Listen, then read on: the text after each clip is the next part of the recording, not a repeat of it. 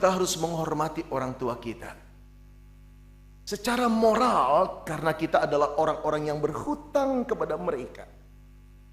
Betul tidak? Saudara, kita harus mengakui 20 tahun pertama kehidupan kita, minimum 20 tahun pertama, kita berhutang budi begitu banyak kepada mereka. Bahkan kita pernah dalam satu keadaan tidak mampu apa-apa, kecuali mereka mengasihi kita, memperhatikan kita, baru kita hidup. Bahkan kita sekolah pun kita tidak mampu membiayai diri kita. Kita mengalami kesulitan pelajaran pun tidak mampu kalau tidak dibantu orang tua kita atau dileskan oleh mereka. Berapa banyak uang yang mereka keluarkan. Tapi saya nggak mau ngomong soal uang. Kasih sayang mereka itu tidak bisa terukur dengan uang. Jangan pernah sombong. Jangan pernah merasa engkau begitu pintarnya sekarang, lalu mengabaikan mereka yang sudah mulai menua dan rasanya bodoh. Engkau dan saya jadi seperti ini karena hutang budi yang pernah mereka tanamkan kepada diri kita. Begitu banyaknya dan tak terhitung. Saudara, saya adalah orang yang begitu lambat untuk menyadari hal ini. Sampai saya menjadi seorang bapak, baru saya sadar, ya ampun, barangkali begitu banyak yang dilakukan oleh papa saya kepada saya dan yang tidak pernah dia ceritakan. Saudara yang dikasihi Tuhan, ketika anak saya yang pertama berumur 1 bulan, satu kali dia mengalami gangguan pernapasan. Ada ingus yang menutup lubang hidungnya, sehingga dia bernapas dengan mulut dan rasa tidak enak. Dari jam 8 malam dia terus menangis. Tidak berhenti-berhenti apapun kami upayakan. Sampai jam 12 malam. Streslah papa mamanya, yang gak punya pengalaman apa-apa. Digendong ke sana ke sini, dibalikin, ditarik lagi ingusnya, dipencet, gak bisa keluar. Anak gitu menangis. Tetangga-tetangga mungkin sudah keributan. Lalu di tengah malam saya berpikir begini. Lalu saya berkata sama istri saya ke apotek dulu ya. Saya coba beli pipet. Siapa tahu bisa narik ingusnya. Lalu saya pergi ke apotek, saudara. Cepat-cepat saya balik. Lalu kemudian saya buka pipetnya. Saya mulai menarik ingus anak saya. Dapat, tapi sedikit. Tidak menolong dia. Ingus itu ada di dalam. Dia tetap tersiksa. Dia tetap nangis. Aduh, stres sekali. Di tengah-tengah kebingungan istri saya berkata begini, Ben, kata mami saya, kalau saya kecil nangis karena hidung saya tersumbat oleh ingus, papa saya menghisap ingus saya dengan mulutnya. Ah? Iya. Menghisap ingus saya dengan mulutnya. Yang heran, tanpa pikir panjang, saya mendekati mulut saya ke hidung anak saya yang kecil. Saya mulai pelan-pelan dengan lembut, kemudian mulai menghisapnya.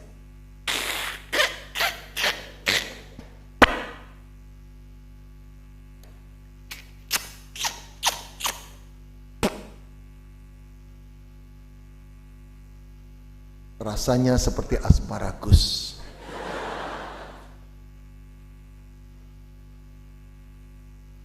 Yang heran, tidak ada perasaan jijik, saudara.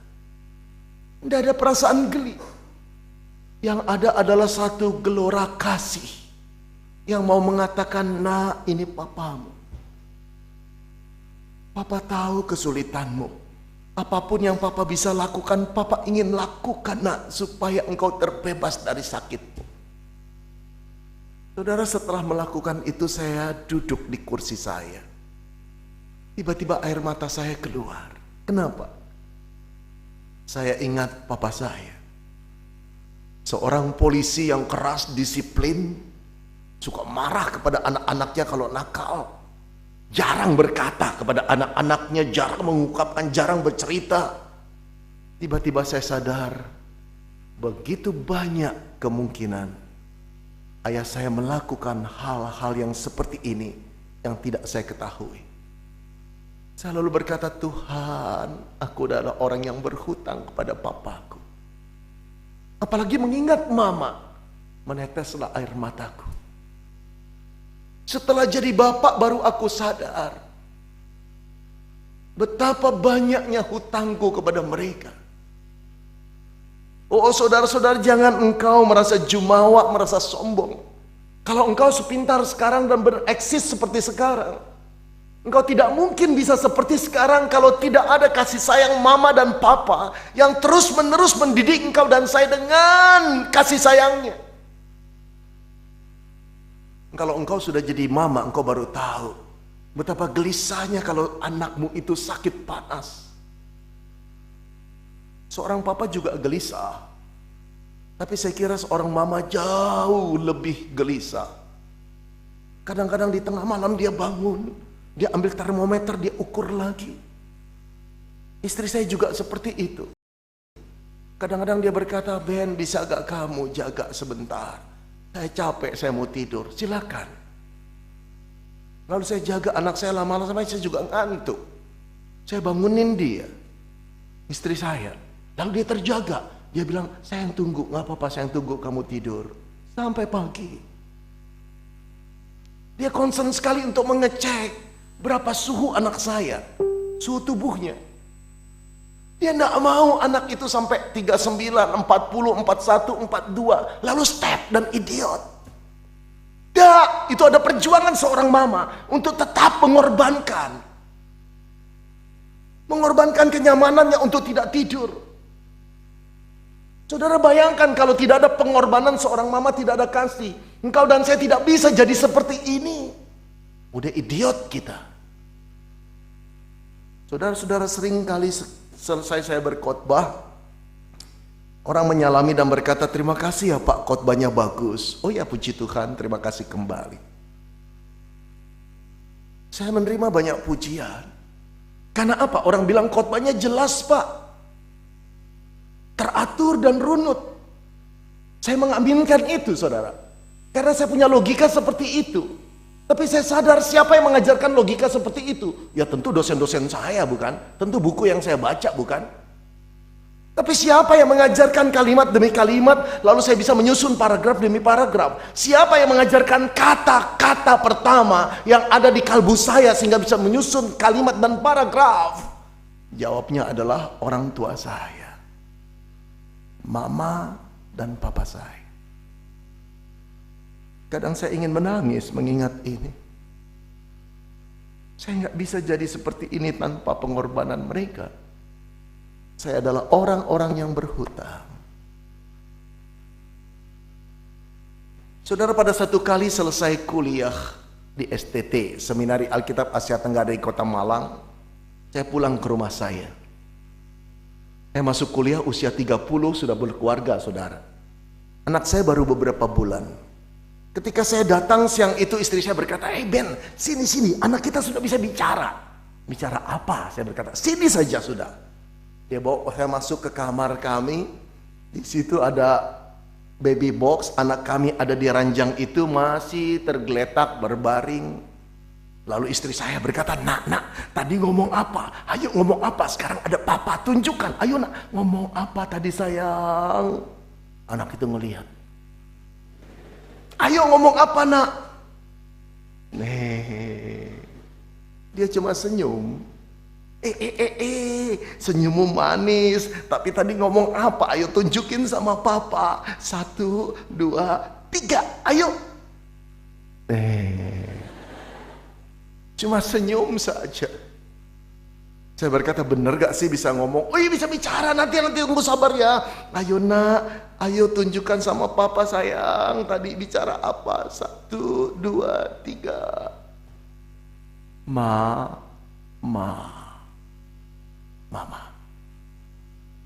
Kata yang pertama yang diucapkan adalah mama.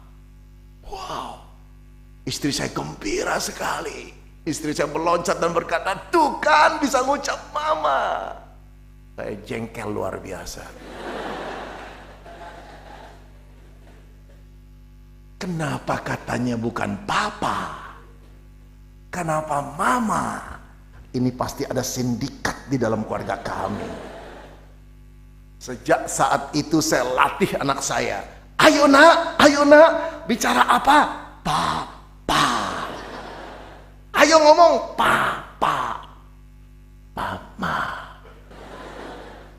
Loh, mama. Ayo nak. Mama. Mama lagi. Latih 2 minggu, latih sampai sebulan. Papa. Satu hari saya datang. Saya berkata, ayo nak. Ayo bicara papa. Ayo sayang. 1, 2, 3. Papa. Wow. Makhluk kecil itu bisa memanggil aku papa. Wow. Amazing. Incredible. Saudara tahu perasaan saya? Seperti Superman bawa balon gas. Terbang tinggi ke angkasa. Bahagia sekali. Itu ucapan pertama yang aku dengar dari seorang manusia. Memanggil aku papa. Dan dia yang memanggil adalah anakku. Oh, sungguh bahagia. Sukar dilukiskan. Engkau yang bujangan tidak pernah tahu perasaan ini kecuali kita yang sudah menikah. Amin bapak-bapak. Saya menikah umur 29, tapi kalau saya tahu bahagianya begitu jadi papa, 19 tahun pasti saya nekat menikah. Ada yang kau mau nekat menikah? Angkat tanganmu, aku akan doakan. Saudara, sejak saat itu kami suami istri senang sekali mengajari dia kalimat demi kalimat. Dia juga perasaan ingin tahunya tumbuh. Lihat apa. Artinya apa ini? Oh, buku nak, buku. Ku. Bukan nak, buku. Ku. Bukan. Bukan. Buku. Ayo bilang, buku. Ku. Nggak gampang. Satu kata itu bisa berminggu-minggu. Tapi apakah kami jengkel? Nggak. Kami penuh dengan senyum, kesabaran. Itulah orang tua. Pak. Yang mana nak? Pak. Oh, itu cicak. Cek. Bukan cicak. Cek. Bukan cicak. Cicak di dinding. Sukar sekali bagi dia. Tapi sampai dia bisa cicak. Betul nak? Cicak. Saudara jangan pernah lupa. Kosakata pertama yang ada di benak kita dan terus menambah dari hari ke hari diletakkan oleh papa dan mama kita. Lalu mereka juga yang mengatakan, nak, ini salah, ini benar. Nak, jangan begitu, harus begini. Merekalah yang orang pertama yang meletakkan dasar-dasar moralitas kepada kita. Bahkan mereka lah orang yang pertama bercerita tentang Yesus kepada kita. Jangan sombong kalau engkau sekarang menjadi seperti ini. Jangan pernah lupakan engkau dan saya adalah orang-orang yang berhutang. Saudara, ada seorang bapak yang satu pagi ingin pergi kerja. Rumahnya besar, dia pengusaha yang sukses, mobilnya mewah. Ketika pagi dia mau berangkat, seorang ibu mengantar dia sampai ke pekarangan pagar paling depan. Lalu dia berkata sama ibunya, "Ma, ini kunci ketiga yang aku kasih kepadamu. Ayo, sekarang penitikan di daster kamu." "Iya nak, nanti saja." "Sekarang? Sebelum saya berangkat?" Sekarang, nanti hilang lagi." "Nanti aja, sekarang. Kalau mama hilang lagi, mama keluar dari rumah saya." Mamanya terkejut, lalu mulai memasang peniti itu, disisipkan ke dasternya. Lalu mamanya bilang, "Sudah, ingat ya, sekali lagi kunci ini hilang, mama keluar dari rumah saya." Aduh, sombongnya. Dia lupa, saudara-saudara, bahwa dia bisa jadi seperti itu karena kasih sayang seorang mama. Pengorbanan seorang mama, waktu seorang mama, air mata seorang mama. Puluhan kali dia diajarkan kata pertama dan lupa. Tidak pernah mengatakan, kalau sekali lagi lupa, kamu keluar dari rumah saya, nak ya. Nah, mamanya berkata, ih pinter, ayo ulang lagi. Bukankah kita sering seperti itu? Sering merasa orang tua kita bodoh, kolot, ngerecoki hidup kita. Kita nggak merasa kita bisa jadi seperti ini karena pengorbanan beliau. Kita adalah orang-orang yang berhutang. Saudara, satu kali datanglah seorang ibu kepada saya. Dia cerita begini, Pak Beni tahu gak? Mamanya suami saya, artinya mertua perempuannya, itu paling senang nginep di rumah saya. Padahal anaknya banyak, cuma maunya nginepnya di rumah saya. Kalau sudah nginep, bukan 1 hari 2 hari, bisa 5 hari, bisa seminggu. Kalau udah begitu, Indomie sama telur-telur di kulkas habis, Pak. Saya sedih, saudara, dengar gitu dan marah. Yang mengatakan itu bukan ibu orang miskin, saudara, tapi yang cukup berada. Ibu mertuanya datang nginep di rumahnya, cuma 5 hari sampai seminggu. Indomie dan telur dihitung sama dia. Sedih sekali saya. Dia tidak pernah memikir bagaimana suaminya bisa menjadi orang sukses seperti sekarang. Itu juga karena pengorbanan orang tuanya, bukan? Ada kasih seorang mama, ada pengorbanan seorang mama, ada air mata seorang mama, juga ada keringat seorang papa, ada usaha seorang papa, ada didikan seorang papa agar anak-anaknya bisa bertumbuh, bukan? Dia lupa suaminya bisa seperti itu karena orang tua suaminya. Layakkah, pantaskah dia merebut suaminya dan mengusir orang tuanya? Saya kira di dalam perintah hormatilah ayahmu dan ibumu, termasuk di dalamnya adalah orang tua dari suami kita, orang tua dari istri kita. Kita adalah orang-orang berhutang. Boleh gak kita mencintai istri kita, mengasihi dia, tapi tidak mau orang tuanya? Jangan lupa, istri kita bisa indah seperti itu karena ada orang tua yang menumbuhkan dia, yang mendidik dia dengan penuh kasih sayang. Gak pantas kita mengusir orang tuanya. Saudara, ada satu kisah yang menarik sekali. Kisah satu pasutri, pasangan suami istri muda. Sangat-sangat harmonis. Income mereka tinggi. Mereka begitu saling cocok dan mengasihi. Dan mereka mempunyai seorang anak berumur 3 atau 4 tahun lah. Seorang gadis yang mereka panggil Putri. Saudara-saudara, keluarga yang harmonis ini sebetulnya tidak ada masalah. Tapi mulai timbul masalah itu cuma satu saja dalam keluarga mereka. Yaitu sejak tinggalnya mama mertua masuk ke dalam rumah itu. Mama dari sang suami. Celakanya saudara, mama mertua ini itu sudah Parkinson. Jadi tangannya selalu bergerak. Nah kalau makan saudara, tidak bisa mengambil makanan itu dengan benar. Tumpah kemana-mana. Pada satu kali saudara di jam makan, sang suami mengetuk pintu mamanya. Lalu mamanya membukanya dan sang suami berkata, "Ma, makan yuk." Ya. Lalu digandeng sama putranya. Mamanya terus gemetaran. Sampai didudukkan, dipasangkan celemek. Setelah doa, mulailah mereka mengambil makanan. Sekarang giliran tiba mamanya, saudara. Waktu mengambil nasi seperti biasa, nasi itu akan tumpah kemana-mana. Sekarang yang celaka, dia mulai mengambil sop. Sop itu tumpah kemana-mana. Ini membuat menantu wanita itu naik darah, saudara-saudara. Dia lihat itu sampai dia tertunduk menahan marah. Akhirnya dia tidak bisa lagi menahan marahnya.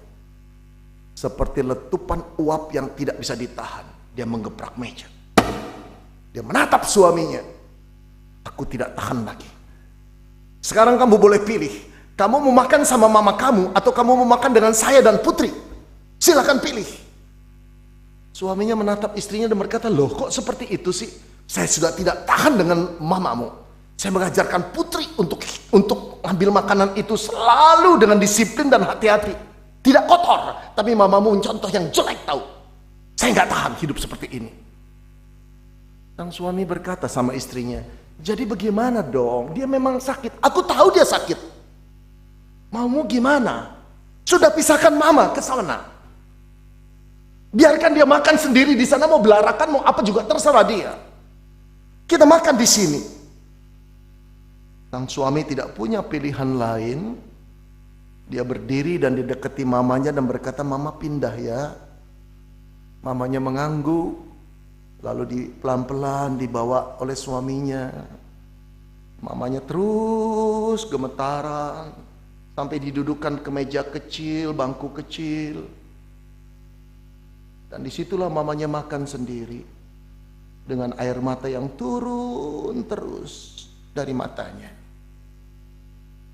Dia sakit sekali perlakuan anak dan menantunya. Saudara, pada satu hari sang anak, sang suami pulang lebih awal. Dia rindu sekali pertama kali ketemu putrinya. Dia buka kamar putrinya, apa yang dia dapati? Sang putri sedang main-mainan. Hai Putri, halo. Ih, papa sudah pulang. Iya Putri, papa pulang. Putri lagi ngapain? Lagi main lumah-lumahan. Mana papa lihat, mana papa lihat. Sang putri sedang menyusun rumah-rumahan dari plastik-plastikan seperti Lego. Ini rumah Putri. Putri orang kaya papa. Wow.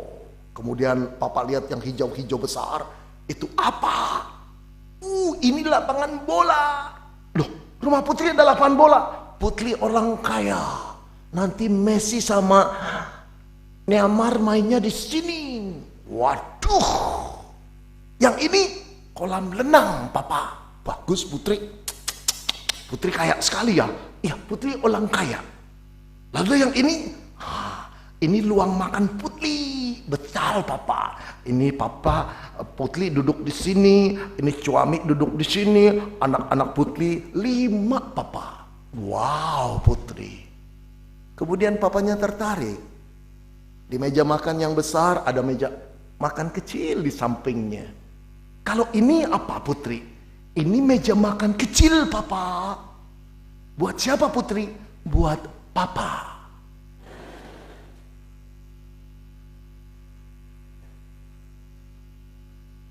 Saudara, imajinasi sang putri menikam hati papanya. Dia mengambil tasnya, dia berjalan keluar, dia masuk kamarnya dan menangis. Dia berkata, Tuhan ampuni aku. Sekarang aku bisa merasakan sakitnya hati mama. Ampuni aku. Saudara yang dikasihi Tuhan, kalau kita tidak memperlakukan orang tua kita, mertua kita dengan baik, anak-anak kita melihat, bukan? Dan jangan salahkan kalau kita tua, mereka diperlakukan mirip seperti perlakuan kita kepada mertua kita atau papa mama kita. Karena mereka belajar dari kita. Saya percaya hukum tabur tuai tetap ada dalam dunia ini. Apa yang kau tabur sekarang akan kau tuai kelak. Karena itu Allah berkata, hormatilah ayahmu dan ibumu. Karena kita adalah orang-orang yang berhutang budi kepada mereka. Yang terakhir,